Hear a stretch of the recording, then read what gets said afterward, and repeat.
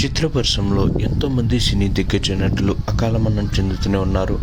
Corona నుంచి ఇప్పటిదాకా ఎంతోమంది తమ వ్యక్తిగత అనారోగ్య సమస్యల కారణంగా ఈ లోకాన్ని విడిచి వెళ్ళిపోతున్నారు. మరికొంతమంది రోడ్డు ప్రమాదంలో ఇక మన అందరినీ విడిచి వెళ్ళిపోతున్నారని చెప్పుకోవచ్చు. మరికొంతమంది ఆత్మహత్య చేసుకుంటూ ఈ లోకాన్ని విడిచి వెళ్ళిపోతున్నారు. ఇక చూసుకున్నట్లయితే ఈరోజు తెల్లవారుజామున ఒక వార్త అందరినీ ఎంతగానో బాధాకరానికి గురిచేసింది. ఈ వార్త తెలిసి అందరూ ఒక్కసారిగా ఉలిక్కిపడ్డారు. ఈయన మరణం అందరినీ ఎంతగానో కలిసివేస్తుందని చెప్పుకోవచ్చు. వివరాలకు వెళ్తే ఈనాడు గ్రూప్ సంస్థల చైర్మన్ రామోజీరావు మృతి చెందారు. గుండె సంబంధిత సమస్యలతో హైదరాబాద్లోని స్టార్ హాస్పిటల్లో తెల్లవారుజామున 3:30 గంటలకు తుదిశ్వాస విడిచారు. ఈ నెల 5న గుండె సమస్యలతో ఆయన శ్వాస తీసుకోవడంలో తీవ్ర ఇబ్బందులు తలెత్తాయి. దీంతో హుటాహుటిన ఆసుపత్రిలో చేర్పించారు. ఇక ఆయన కుటుంబ సభ్యులు వైద్య పరీక్షల అనంతరం గుండెకు స్టంట్ వేశారు. అనంతరం ఐసీయూలో చికిత్స అందించారు.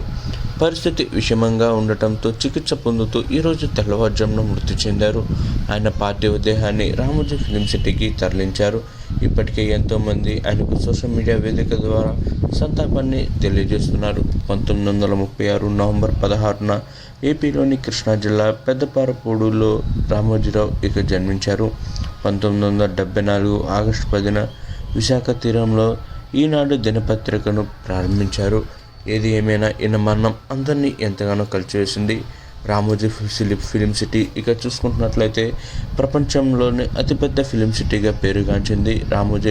రావుకి ఇప్పటికే ఎంతోమంది సినీ దిగ్గజ నటులు ఇక చూసుకుంటున్నట్లయితే సినీ నటులు ఆయనకి సోషల్ మీడియా వేదిక ద్వారా సంతాపాన్ని తెలియజేస్తున్నారు.